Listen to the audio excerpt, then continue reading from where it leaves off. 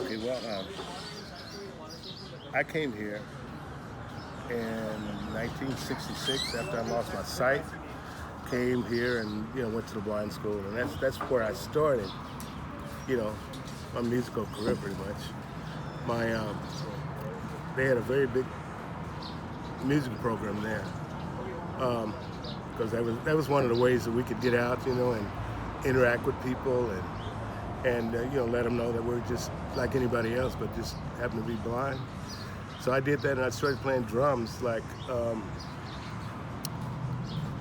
at 16 with my band director in clubs and stuff like that. So I started that. Then after that,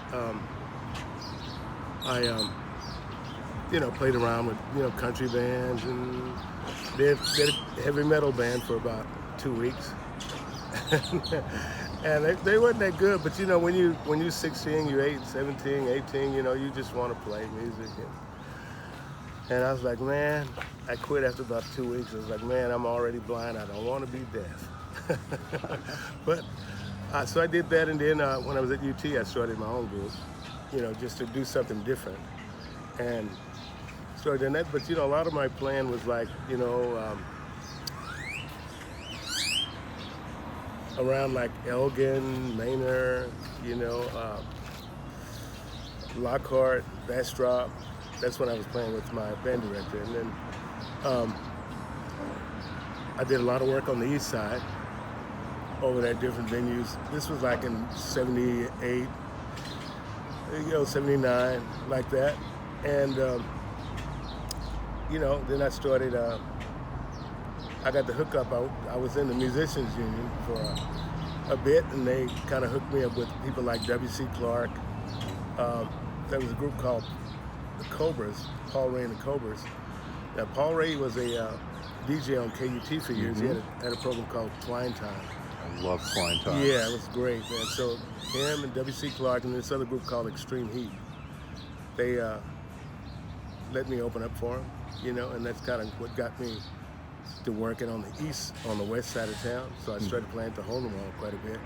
And then from there, of course, 6th Street and that kind of thing. But it was interesting. It was kind of tough, just trying to break in to the music scene when you really didn't know much. I didn't know anything about,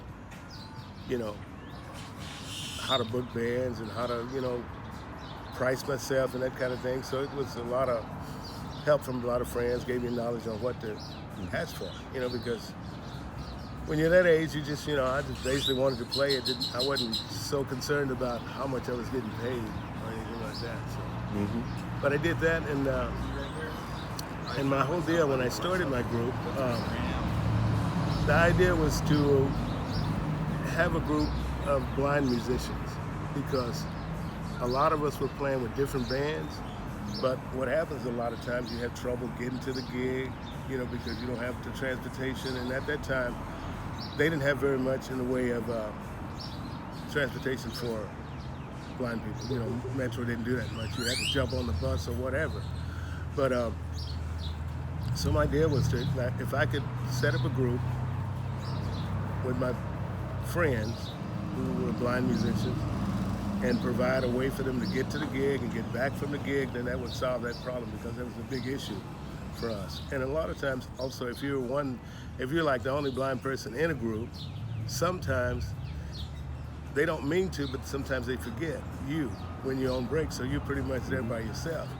So we talked about it, and a lot of us saying, well, it'd be nice to, when you go on break, you have somebody to converse with, And so that was that kind of thing. So I did that, and then also I wanted to do it because I wanted to have a group of people that could, represent, blind people and show people that we were just like anybody else, and that we wasn't freaks or anything like that, but to let them know that we were, approachable, and that, could come and talk to us, and you'll find that the blindness, it's not as strange as you think it is, because you always got to fight those stereotypes, because you have to kind of basically re-educate people on that kind of thing, because they have a lot of ideas that are not right.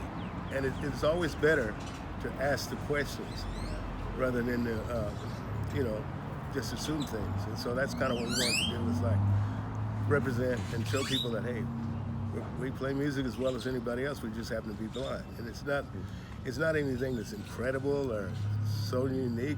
I mean, it is in that, you know, we're doing it with the things that come along with, you know, the problems that come along with, like transport and stuff, like I was saying. Mm-hmm. But that was basically it, you know, and just wanted to represent and just be you know, a part of the music community, because where I come from, I'm from Lubbock, Texas, and there was some music, but not the kind of stuff that I wanted to do. You know, it was more, you know, country and some rock, which I have no problem with, because I think music is just music. It's just music. If it's a good song, it don't matter if it's rock, country, or whatever, because I grew up on all of that stuff, you know, country and rock and all that, and, you know. So that's basically it. But yeah, I've had a fairly, you know, decent career. This is what I do for a living, you know, and it wasn't always like that. I've worked for different companies, but I always kept the music in the back of my mind, like, how am I going to get back to music, you know? Because my mom, I went to UT, and she saw some blind guy on TV who was a lawyer, and so she was like, oh, you can be a lawyer. So I started that, you know, and I went to do that, but, you know, at some point you got to decide what you want to do for yourself, you know, and follow your own dreams. And so when I called up and was, look, I want to try the music thing, they were always supportive, and they were like, okay, well, go ahead and do what you want to do, you know. And that's basically what it was, yeah.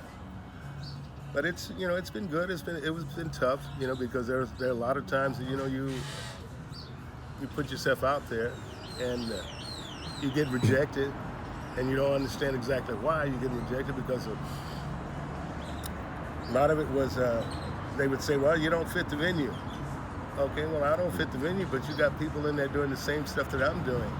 So how is it I don't fit the venue? So you have to understand, you know, you had to deal with that, and I knew what some of it was racism, you know, and that was a part of it, you know, and if you got to be a realist to understand that still happens, you know, but you can't let it deter you, you know. It's just like the same thing with, you know, people have certain ideas about blind people. So my mama told me, like, you can't let anybody stop you from doing what you got to do. She's like, well, you know, the thing is, you need to just try it first. If you think you can do something, try it first. And then if you can't do it, then don't be ashamed to ask for help, you know. And that's the kind of my philosophy. Look, I'll try it, but my thing is like, look, let me show you exactly what it is I can do, as opposed to you deciding what I can't do. And that's always been the battle, more or less. But like I say, you know, it just depends on who you're dealing with. You get away from those people that bring up negative energy and that kind of thing, and you get with the people that, you know, are open and they support you. And so I've had a lot of that. A lot of, you know, people come and, you know, help me and open doors for me and stuff like that. And it's a beautiful thing, you know. Absolutely. Yeah, that's fantastic. I don't know if it makes any sense. No, Robert, this is great stuff. So, yeah. And how long now has Blue Mist been active in the community? It's been, well, let's see, 42 years now. Okay. Mm-hmm. I started the group in '78 when I was at UT. And it's been pretty much the same people. I added some new people like in '87, and so my drummer, myself, my keyboard player, they are also blind. We all, like I said, we all went to the blind school together, and then, like I said, I played with my band director, and they went through that same band, pretty much. They're a little bit like 10 years younger than I am.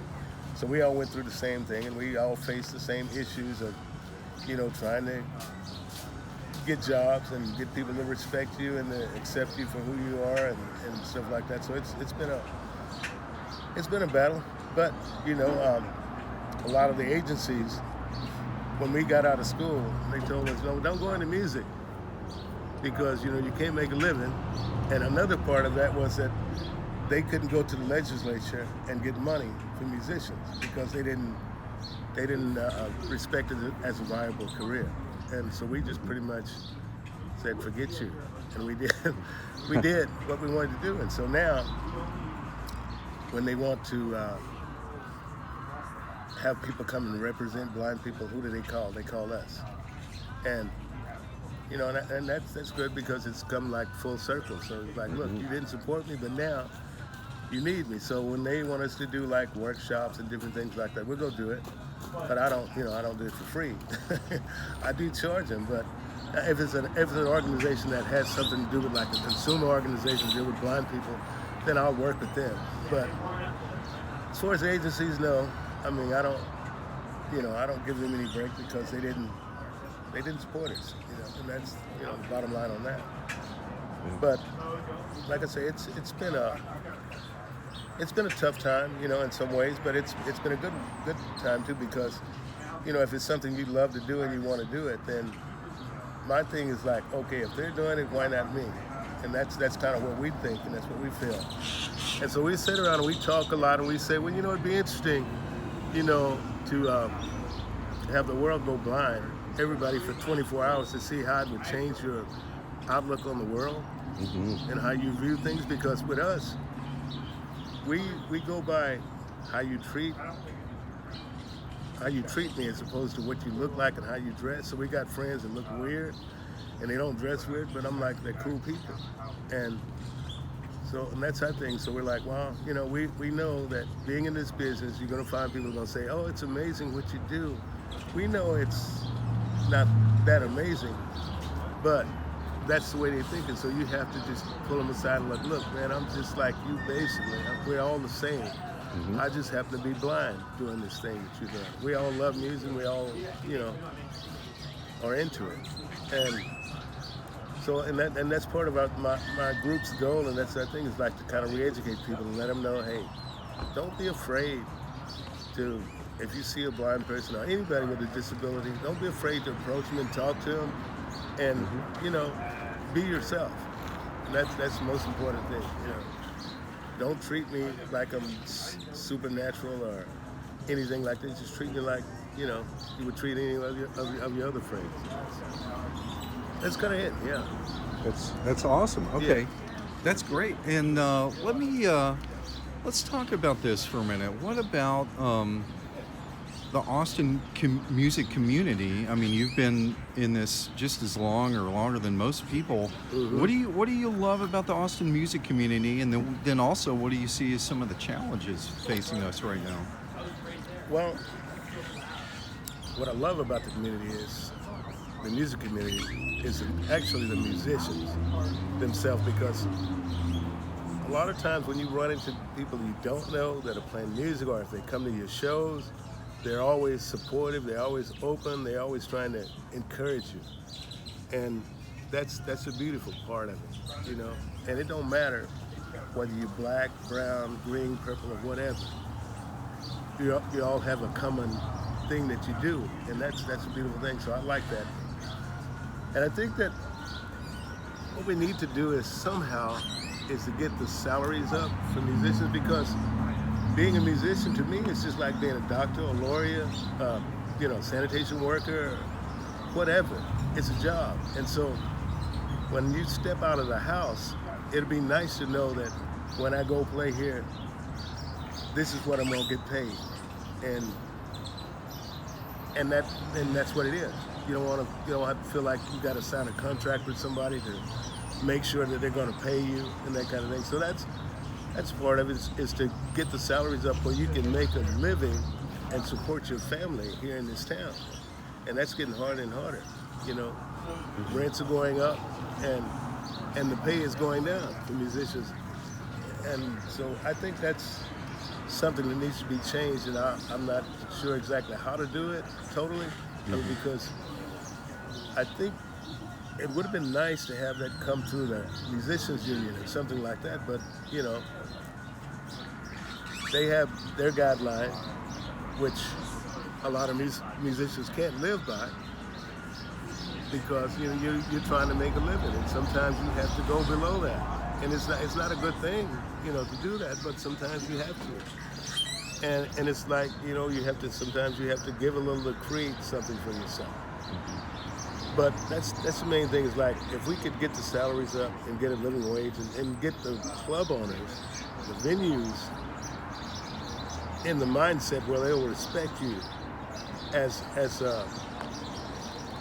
a musician and as a viable career, that this is what I do for a living. So don't sell me short. Don't try to, pay me less when I put a lot of work into what I do. Because my deal is like I work at my craft. I work at it and I make sure that when I go out there and when I get on that stage, it's 100% all the time. It doesn't matter how I feel or what kind of day I've had. When I've hit the stage, I leave all of that behind.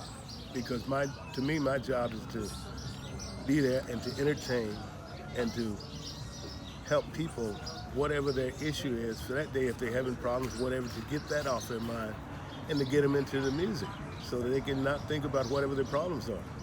And if you're not having the problems, just if you're feeling good and you want to have fun, then I want to add to that. So I don't know, that's it. But it's just hard to get people to respect it. Like one of the things I was telling at the meeting, I had a guy, I've had so many people call me up and they want me to do things, and then they're like, oh, we'll feed you, or we'll have a lot of food.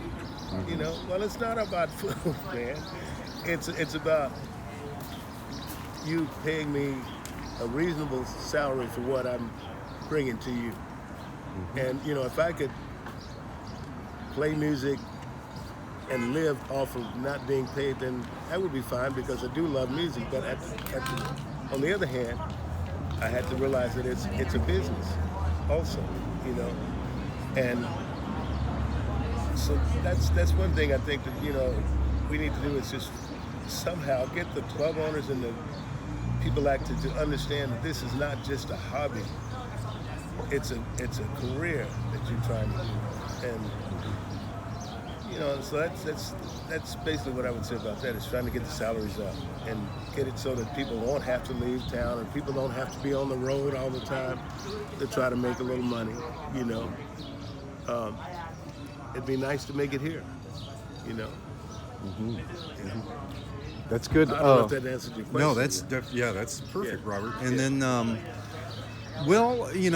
and to that very point, obviously you're showing up to music commission meetings. You're now on the work group to determine what happens with the live music funding. What do you hope to give back to the music community?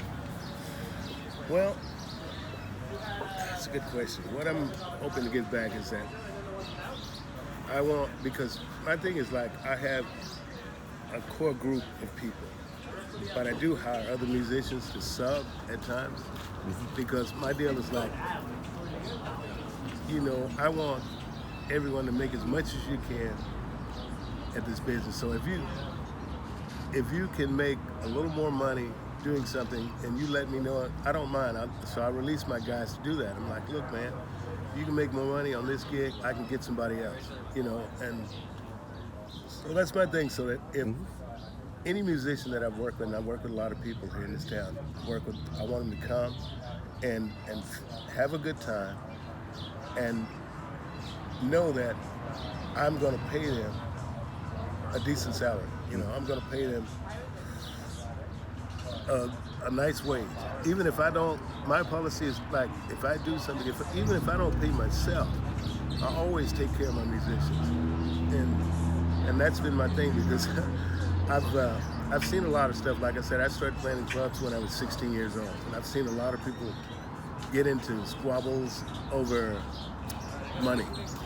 And after you've already negotiated what you're going to get paid, and then the bar owner or the venue is trying to, get you to take a cut. And like, man, look, once we talked about what you're going to pay me, why are we discussing it after the show? And so that's what I'm saying. So I want musicians to know that, if you're working with me, then I'm going to be fair. I don't care. And then also, as far as on the listening side, I want people to know that when you come out to my show, that I'm going to be engaged, I'm going to be there, I'm going to make sure that as best as I can that you have a great time. And, that for me, a lot of bands won't do, requests and stuff like that. But my deal is like, look, man, I'm here to play music for people. And if I know the material and they ask me to do it, I don't have any problems with doing it. I'll do it, And so that's kind of what I'd like the listener to know. Is like, when you come out to my show, you're going to get 100% of me. And it's going to be quality, hopefully. And that, I'm not going to go in and just half-ass do the job.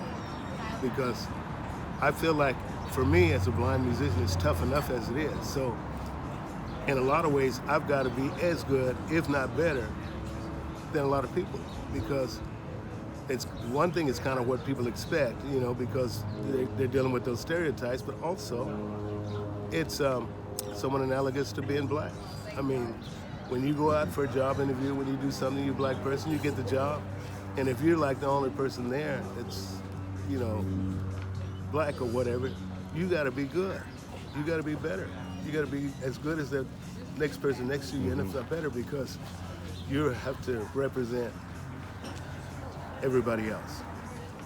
And so it's kind of a double whammy kind of thing. Blindness, you got to do the same thing. I got to represent, what blind people stand for, because I don't want people to go away and like, oh, those guys are weird. Oh man, I feel sorry for them or anything like that. Yeah. And our thing is we go to shows, and a lot of times people don't realize that we're blind because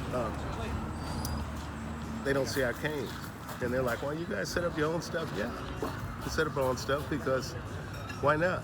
Once you know where everything is, you can set it up. You got your position, you got your place, so you know. But so I just want people to come out and listen to my music and don't judge me on my blindness or anything like that. Just come out and receive what I'm giving and accept it and have a great time. And also, if you need anything, if I can do anything, like I say, we're always open to do like benefits and stuff like that for different groups and stuff like that, and that's a part of it.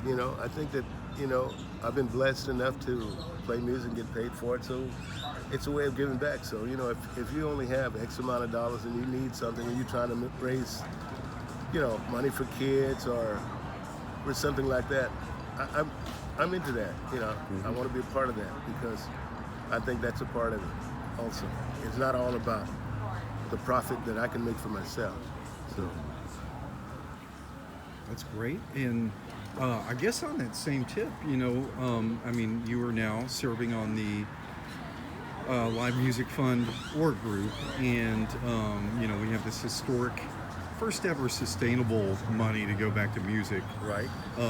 And you're going to be one of the people deciding on who handles that money, what the guidelines are, how that money's spent.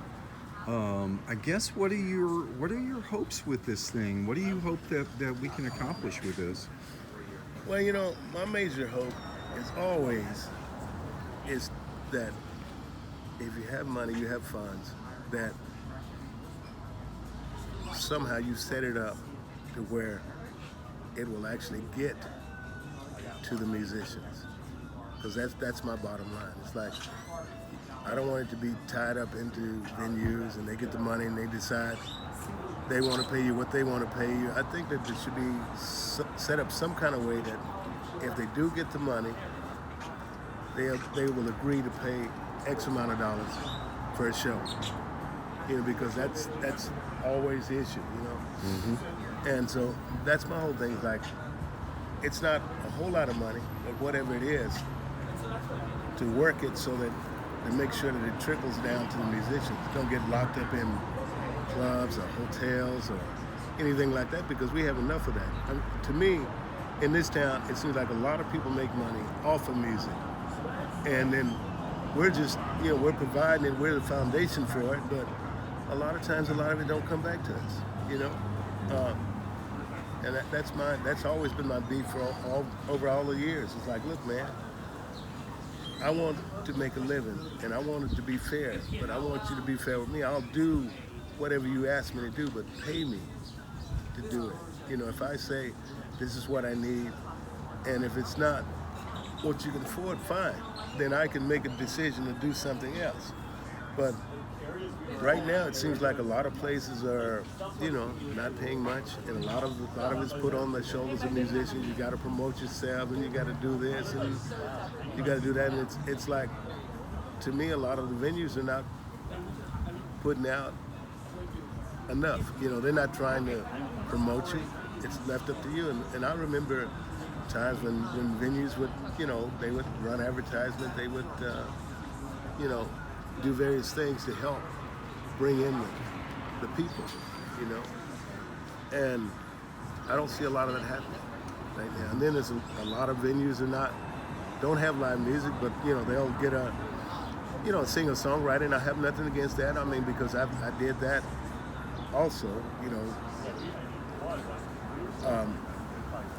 solo kind of thing, and that's fine. But to me, to be a true, what I call a music venue, you need to hire bands, on the weekends. It's not like a Monday through Wednesday kind of thing, because in this town, you're not going to get you're not going to generate a lot of pay on those kind of days. So Thursday through Saturday are your prime times to make the little money that they pay you. So my thing is like, let's get the salaries up, and let's make sure that this money is spent in a way that it doesn't get bogged down somehow in the clubs or whatever, and then people take the money and they don't honor what they say they're going to do. That's one of my biggest fears, is that, So, that's pretty much my whole line on that. The bottom line is like, how do we get this money in the hands of the musicians, and make it profitable for them, and to make it a good thing for the community, and to encourage venues to, give a little, man. You making the money, but spread it a little bit around. Don't just think that, okay, well, it don't matter who I get in here, as long as it's 98.6, then it's cool. Because a lot of that has to do with quality too. If you're a quality band or whatever, that's what you want in there. You don't want just somebody in there just doing it for a hobby and just, they don't care. If they make $25, if they get free beer, it's cool.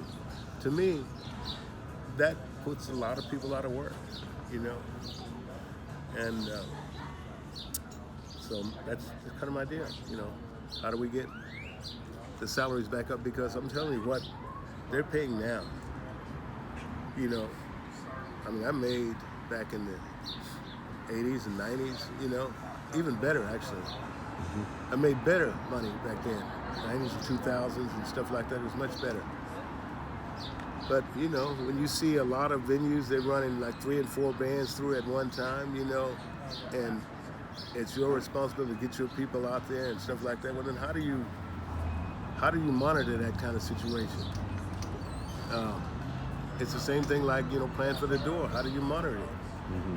Because I remember doing that, and they would let people in that said they were my friends, and it's like, look, you need to check with me before you let somebody in that I don't even know. But my thing is, I think that as musicians, we have to get to a point where we can, and it may hurt to decide what we will play for and what we will not accept. And that's pretty much like I was saying, any other profession. If I'm going to go and drive, let's say, a bus for the city, I'm going to expect a certain amount of salary to do that, and I'm not going to accept less. I'll go look somewhere else. And so what I'm saying is that we need to get to that point where we can, pretty much say, look, man, this is what I need in order for me to do this show. And can you pay me this? And that's what it is. And if they can't pay it, then sometimes you got to step away from it, even though it may hurt you financially. But you got to have some kind of standard for yourself, because if you don't, if people know that they can get you cheap, they will. And human nature is the kind of thing that you're not going to necessarily go up and give people more money, unless they bring it to your attention and ask you to do it. Because they in their mind, they figure, well, he's fine, he's playing for this, he's fine. So my policy is like, look, when I go out of the house, I have a certain fee that I need to be paid in order to pay my organization, my group, and stuff like that, and to come back home with some money in my pocket. And I do my best to stick to it, and that's pretty much where I'm at. So if I get this money and we divvy it up, however they do it, just to make sure that it gets to the musicians, that clubs and venues don't be the one that just benefit from it. Yeah. Good. That's a long, rambling answer. No, that's great. That's great. I mean, And no, that's perfect, Robert. And last question. What would you like to say to Austin's music community? What would you like them to know about you? Well, I've kind of touched on that, but I'm thinking what I'd like for the Austin musicians to do is that somehow for us to come together and I've been talking about this for years, like trying to get to a point where we can all get together and say, look, man, this is what we need and this is what we're going to stand by. But there's a lot of still a lot of I would say cutthroat kind of thing. Well, guys will undercut somebody else to do the gig. That kind of thing doesn't serve a purpose. It doesn't help any of us, And that's the thing I always tell people, look, man, if you play for this money and this is what you plan for, the next cat that walk in there, they're going to expect to pay them the same thing, So hopefully we can get to a point where we can say, look, man, this is what we want, this is what we need, how do we make this happen? And also, like I said, just to know that whenever they see me or whenever they approach me, my thoughts and my beliefs are always in favor of the musician. I don't care where it goes. That's my bottom line. It's like, how do we help each other? Because if I've got knowledge on somebody who's paying, somebody's got a venue or whatever, I don't mind sharing it. It's not like I'm going to keep it to myself, because to me, I think there's enough to go around for all of us, But we need to support each other in this whole thing. And that's pretty much where I'm at,